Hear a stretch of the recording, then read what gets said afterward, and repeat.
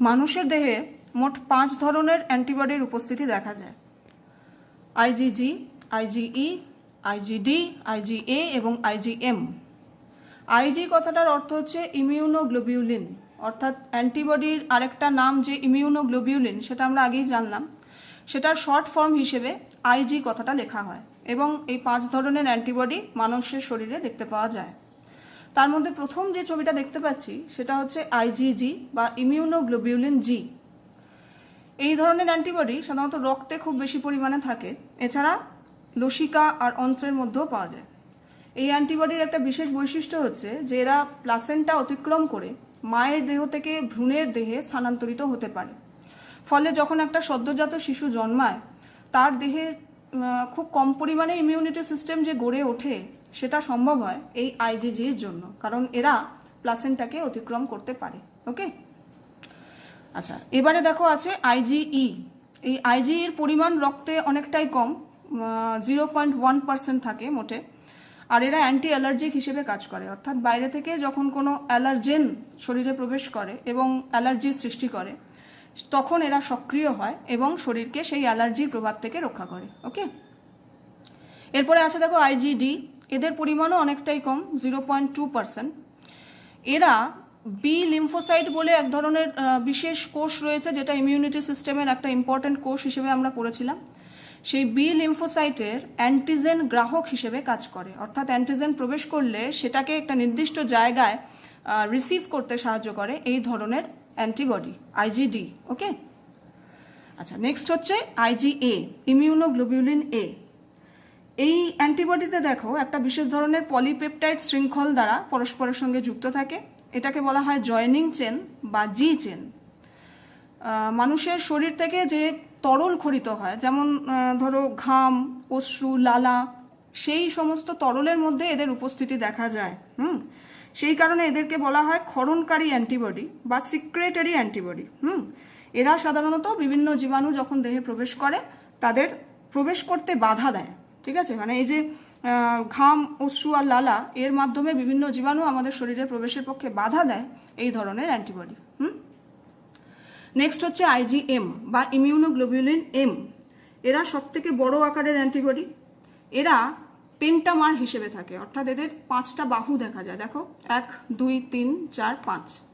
এখানেও কিন্তু একটা জয়েনিং চেন থাকে, পলিপেপটাইড শৃঙ্খল দ্বারা যুক্ত থাকে এবং ডাইসালফাইড বন্ড দ্বারা এরা পরস্পরের সঙ্গে যুক্ত থাকে। ওকে, এখানে এদের বৈশিষ্ট্য কি না, এরাও বিশেষ ধরনের প্রক্রিয়া যেমন অ্যাগ্লুটিনেশন, ব্যাকটেরিওলাইসিস, এই সমস্ত প্রক্রিয়ার মাধ্যমে অ্যান্টিজেনকে প্রতিহত করে। ঠিক আছে, তাহলে এর পরে দেখো আরেকটা ভিডিও দিচ্ছি, সেখানে অ্যান্টিবডির যে স্ট্রাকচার সেই সম্পর্কে আমরা একটা আইডিয়া পাবো।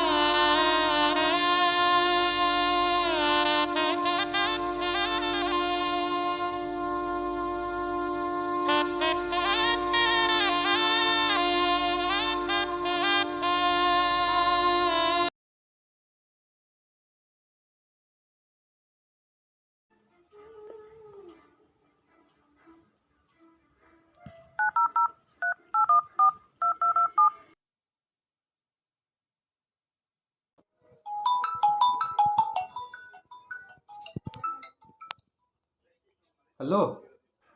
এই পরীক্ষা তো শেষ হয়ে গেল, কি করা যায় বলতো এখন?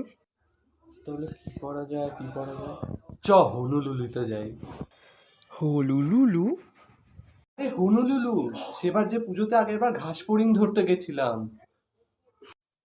ও হ্যাঁ হ্যাঁ, আচ্ছা আচ্ছা, বুঝতে পেরেছি যেখানটা, আরে ওই সেবারে গেছিলাম না, হ্যাঁ বুঝতে পেরেছি। চাই তাহলে। One month later. Forever, I just want to live, I live alive. It's my life, my heart is like an open highway. Like Frankie said, I did it my way. I just want to live, I live alive. It's my life. 2 months later. But I ain't gonna live forever. I just want to live, I live alive.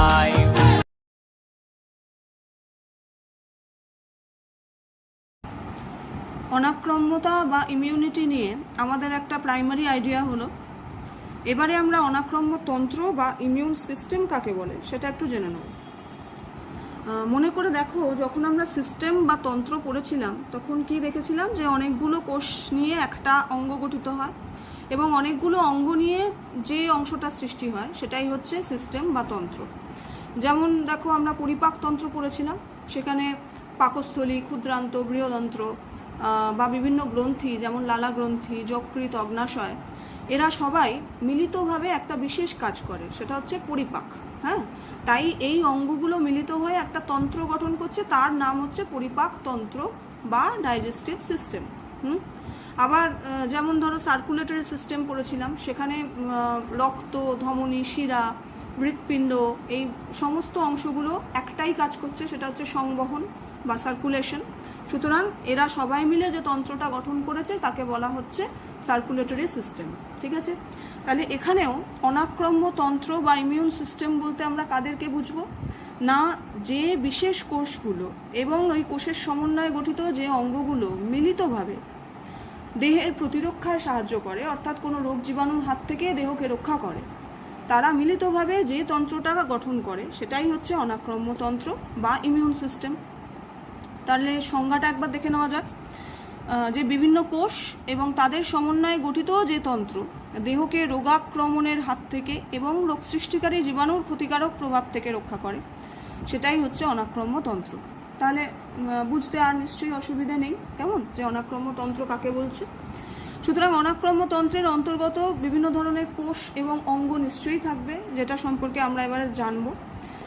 এইখানে যে নোটসটা দেওয়া আছে সেটা তোমাদের বইতে কিন্তু কোনো রকম উল্লেখ নেই, কিন্তু এখানে একটা প্রাইমারি আইডিয়া আমি দিয়ে দিয়েছি, সেটা তোমরা সবাই খাতায় নোট ডাউন করে নেবে। ওকে, দেখো প্রথমেই যে কোষের কথা উল্লেখ আছে সেটা হচ্ছে লিম্ফোসাইট। লিম্ফোসাইট কি না, এক ধরনের শ্বেতকণিকা।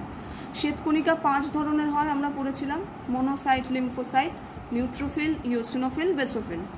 এই 5 ধরনের শ্বেতকণিকাই কিন্তু দেহের প্রতিরক্ষায় সাহায্য করে, যেটা শ্বেতকণিকার প্রধান কাজ হিসেবে আমরা পড়েছিলাম, তাই তো। তার মধ্যে প্রধান হচ্ছে এই লিম্ফোসাইট।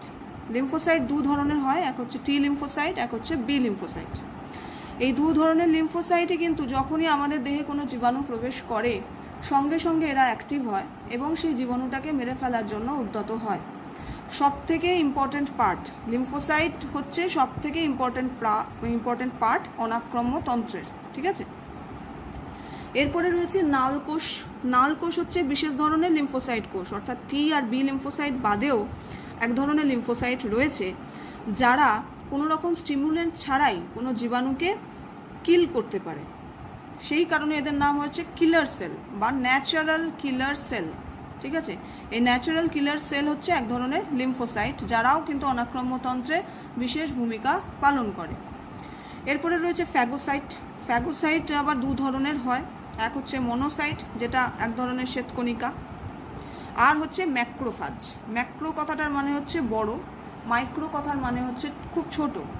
তাহলে ম্যাক্রোফাজ হচ্ছে বিশেষ ধরনের বড় আকারের কোষ যারা প্রতিরক্ষায় সাহায্য করে। যেমন আমরা পড়েছিলাম যকৃতের কুফফার কোষ যারা অনাক্রম্যতায় সাহায্য করে পড়েছিলাম। তারপরে যোগ কলার হিস্টিওসাইট, এছাড়া বৃক্কের মেসোনজিয়াল কোষ, এগুলো সবই হচ্ছে ম্যাক্রোফাজ এবং এক ধরনের ফ্যাগোসাইট কোষ যারা অনাক্রম্যতায় সাহায্য করে।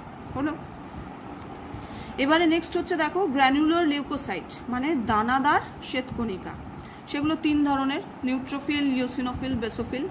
এর মধ্যে বেসোফিল বিশেষ করে অ্যান্টি অ্যালার্জিক হিসেবে কাজ করে, অর্থাৎ আমাদের দেহে যখন কোনো অ্যালার্জেন প্রবেশ করে, এমন কোনো পদার্থ প্রবেশ করে যার ফলে আমাদের দেহে অ্যালার্জি সৃষ্টি হয়, সেটা দেহের র্যাশ সৃষ্টি করাই হোক কিংবা অনেকের পেটে ব্যথা সৃষ্টি হওয়াই হোক, কোনোভাবে আমাদের দেহে তারা অসুবিধে সৃষ্টি করে, তো সেই অ্যালার্জেনগুলোকে প্রতিহত করতে সাহায্য করে এই বেসোফিল। অর্থাৎ বেসোফিল হচ্ছে এক ধরনের অ্যান্টি অ্যালার্জিক হিসেবে কাজ করে। হ্যাঁ, আচ্ছা, এরপরে রয়েছে দেখো মাস্ট কোষ। মাস্ট কোষ হচ্ছে এক ধরনের অনাক্রম্যতা কোষ, সেগুলো থাকে অ্যারিওলার যোগ কলায়। এরাও খুব ইম্পর্টেন্ট পার্ট প্লে করে অনাক্রম্যতন্ত্রের অন্তর্গত। ঠিক আছে, আচ্ছা, এই হয়ে গেল 5 ধরনের কোষ যারা অনাক্রম্যতায় বিশেষ ভূমিকা নেয়। এক হচ্ছে লিম্ফোসাইট, 2 হচ্ছে ন্যাচারাল কিলার সেল, 3 হচ্ছে ফ্যাগোসাইট, 4 হচ্ছে গ্র্যানুলার লিউকোসাইট, 5 হচ্ছে মাস্ট কোষ। হলো, এইবারে চলে আসি অঙ্গে। কি কি অঙ্গ অনাক্রম্যতায় সাহায্য করে? এরা দেখো 2 ধরনের হয়। একটা হচ্ছে প্রাথমিক লিম্ফয়েড অঙ্গ, যার মধ্যে পড়ছে থাইমাস গ্রন্থি। থাইমাস গ্রন্থি কিন্তু খুব ইম্পর্ট্যান্ট একটা অঙ্গ, তার কারণ থাইমাস গ্রন্থি থেকে এই টি লিম্ফোসাইট উৎপন্ন হয়, যেটা অনাক্রম্যতার প্রধান কোষ। হ্যাঁ, সুতরাং থাইমাস গ্রন্থির একটা বিশেষ ভূমিকা আছে অনাক্রম্যতন্ত্রে। ঠিক আছে, তাহলে থাইমাস গ্রন্থির পরে রয়েছে অস্থিমজ্জা, এছাড়া লসিকা আর লসিকা বাহ, এরাও অনাক্রম্যতন্ত্রে সাহায্য করে। আর রয়েছে গৌণ লিম্ফয়েড অঙ্গ হিসেবে প্লীহা, লসিকা গ্রন্থি আর টনসিল। এরাও কিন্তু ডিরেক্টলি নয়, কিন্তু ইনডিরেক্টলি অনাক্রম্যতায় অনেকটাই সাহায্য করে। তাহলে এটা হয়ে গেল অনাক্রম্যতা বা ইমিউন সিস্টেম সম্পর্কে একটা ধারণা। এটা তোমরা সবাই নোটস হিসেবে খাতায় নোট ডাউন করে রাখবে, আর তার সাথে নিজেদের টেক্সট বইটাও সবাই ফলো করবে যে ব্যাপারটা তোমরা বুঝতে পারলে কি না। তাহলে আগামীকাল আমরা ইমিউনিটিটা কিভাবে ঘটে, অর্থাৎ অনাক্রম্যতা কিভাবে গড়ে ওঠে, সেই সম্পর্কে একটা আইডিয়া নেব। ওকে, এখন যে স্ট্রাকচারটা আমরা দেখতে পাচ্ছি সেটা হচ্ছে একটা অ্যান্টিবডি স্ট্রাকচার। এর আগে যে আমরা 5 ধরনের অ্যান্টিবডির কথা পড়লাম, তার মধ্যে আইজিজি যে অ্যান্টিবডিটা, অর্থাৎ যেটা প্লাসেন্টা অতিক্রম করে মায়ের দেহ থেকে ভ্রূণের দেহে প্রবেশ করে পড়েছিলাম, সেই অ্যান্টিবডিটাকে আদর্শ হিসেবে ধরা হয়। এবং এখানে যে স্ট্রাকচারটা আমরা দেখতে পাচ্ছি সেটা হচ্ছে ওই আইজিজির স্ট্রাকচার। ওকে, দেখো অ্যান্টিবডিতে মোট 4টে চেন বা শৃঙ্খল থাকে। এই যে সবুজ কালারের যে চেন দুটো দেখা যাচ্ছে দুপাশে, সেগুলো অনেকটাই ভারী হয়, তাই এদেরকে বলা হয় হেভি চেন বা এইচ চেন। কেমন, এগুলোতে প্রায় 400টা অ্যামাইনো অ্যাসিড থাকে। যেহেতু আমরা পড়েছি যে অ্যান্টিবডি হচ্ছে প্রোটিন জাতীয় বস্তু এবং প্রোটিনের গঠনগত একক হচ্ছে অ্যামাইনো অ্যাসিড, সুতরাং এই যে চেনগুলো তৈরি হয়েছে সেগুলো সবই তৈরি হয়েছে অ্যামাইনো অ্যাসিড দিয়ে। কেমন, সুতরাং হেভি চেনে থাকছে প্রায় 400টা অ্যামাইনো অ্যাসিড। আর হেভি চেনের পাশে ওপরের দিকে দেখো 2টো ছোট আকৃতির চেন রয়েছে, যেগুলো অনেকটাই হালকা হয়, এদেরকে বলা হয় লাইট চেন বা এল চেন। এগুলোতে আবার 200টার মতো অ্যামাইনো অ্যাসিড থাকে। ঠিক আছে, এবারে দেখো অ্যান্টিবডির 2টো পার্ট থাকে। এই যে ওপরের দিকের পার্টটা দেখো গোল করা রয়েছে, দুদিকে 2টো ওপরের দিকের পার্ট গোল করা রয়েছে এবং সেই অংশটা দেখো কোনো কালার নেই, সেই অংশটাকে বলা হয় পরিবর্তনশীল অঞ্চল বা ভেরিয়েবল রিজিয়ন বা ভি অঞ্চল। পরিবর্তনশীল কেন বলছে না, অ্যান্টিবডির কি কাজ, যে বাইরে থেকে অ্যান্টিজেন আমাদের দেহে প্রবেশ করলে সেটাকে ধ্বংস করা। সুতরাং বাইরে থেকে কোন অ্যান্টিজেন দেহে প্রবেশ করছে সেটা তো এই অ্যান্টিবডির পক্ষে আগে থেকে বোঝা সম্ভব নয়, তাই এই ওপরের দিকের অংশটাকে এরা অ্যান্টিজেনের সাপেক্ষে পরিবর্তিত করে। অর্থাৎ অ্যান্টিবডির এই যে ওপরের দিকের অংশটা, সেটা অ্যান্টিজেনের সাপেক্ষে পরিবর্তিত হয় এবং অ্যান্টিজেনটা এসে এই অ্যান্টিবডির এই অংশটার সঙ্গে সংযুক্ত হয়। তারপরে অ্যান্টিবডি নির্দিষ্ট প্রক্রিয়ার মাধ্যমে সেই অ্যান্টিজেনটাকে ধ্বংস করে বা কিল করে। বোঝা যাচ্ছে? তার মানে ওপরের দিকের এই অংশটা কিন্তু অ্যান্টিবডির সবথেকে ইম্পর্টেন্ট পার্ট। এই অংশটার মধ্যেই কিন্তু অ্যান্টিজেনগুলো এসে সংযুক্ত হয় এবং তারপরে ধ্বংসপ্রাপ্ত হয়। ঠিক আছে, এরপরে নিচে যে অংশটা দেখো বড় গোল করে দেওয়া রয়েছে, সেটা হচ্ছে এই পুরো অ্যান্টিবডির বেস অংশ, এবং এই অংশটা পরিবর্তনশীল নয়। এটাকে বলা হয় অপরিবর্তনশীল অঞ্চল বা কনস্ট্যান্ট রিজিয়ন বা সি অঞ্চল। ঠিক আছে, এর এই অংশটা কিন্তু পরিবর্তিত হয় না। তাহলে এই হয়ে গেল অ্যান্টিবডি স্ট্রাকচার, যেটা হচ্ছে দুটো হেভি চেন আর দুটো লাইট চেন নিয়ে গঠিত।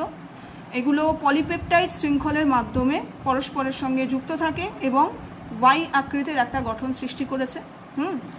আর ওপরের দিকে যে অংশটা পরিবর্তিত হয় অ্যান্টিজেনের সাপেক্ষে, সেটাকে বলা হয় ভেরিয়েবল রিজিয়ন বা পরিবর্তনশীল অঞ্চল। আর নিচের যে বেস অংশটা থাকে সেটা অপরিবর্তনশীল, তাই সেটাকে বলা হয় কনস্ট্যান্ট রিজিয়ন বা সি অঞ্চল। ওকে,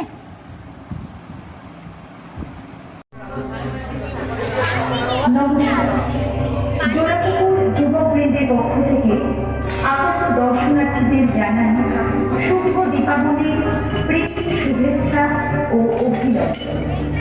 এই বছর আমরা 11তম বর্ষে পদার্পণ করলাম। আমাদের এই বছরের যোজনা দূষণা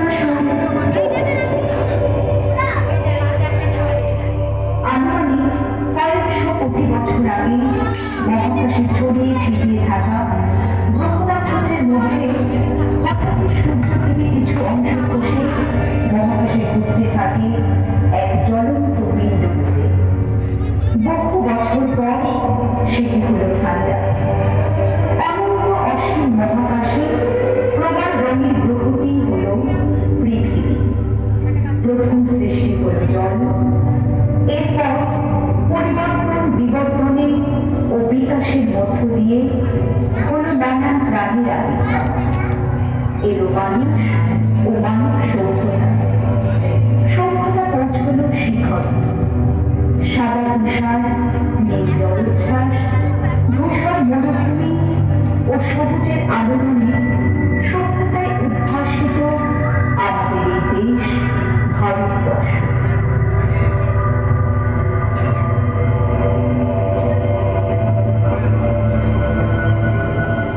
কিন্তু এই চূড়ান্ত সভ্যতার সাময়িক শুভ শক্তির মাঝে এই কেমন অশুভ শক্তি?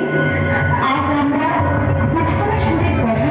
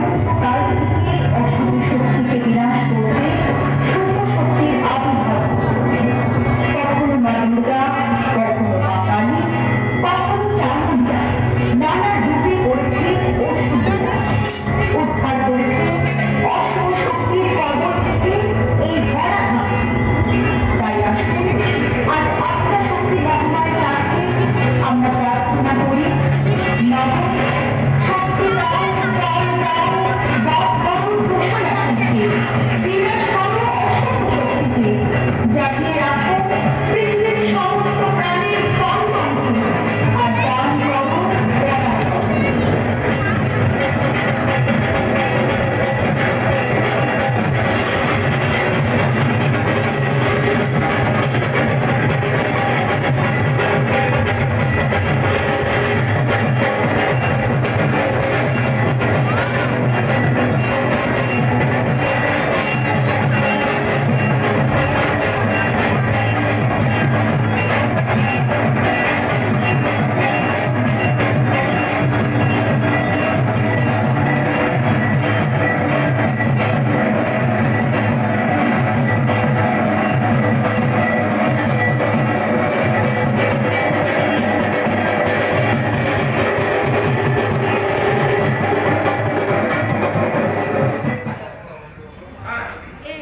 क्या मैं जा रहा हूँ दूर तुम आवाज दोगी क्या तेरा नाम दो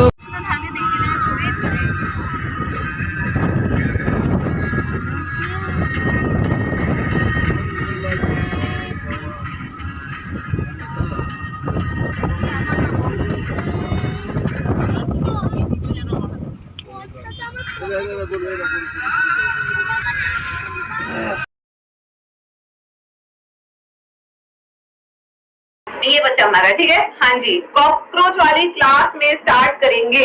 अच्छा मैम 15 मिनट बाद होगी। यस बेटा सौरन, यस। आज आपकी टेक्निकली 2 क्लास है, एक सेल चैप्टर स्टार्ट होने की और एक इस वाले चैप्टर के खत्म होने की। वैसे 2 घंटे की ही क्लास है, बस 2 हिस्सों में मैंने बांटा हुआ है उसको। यस हाँ जी।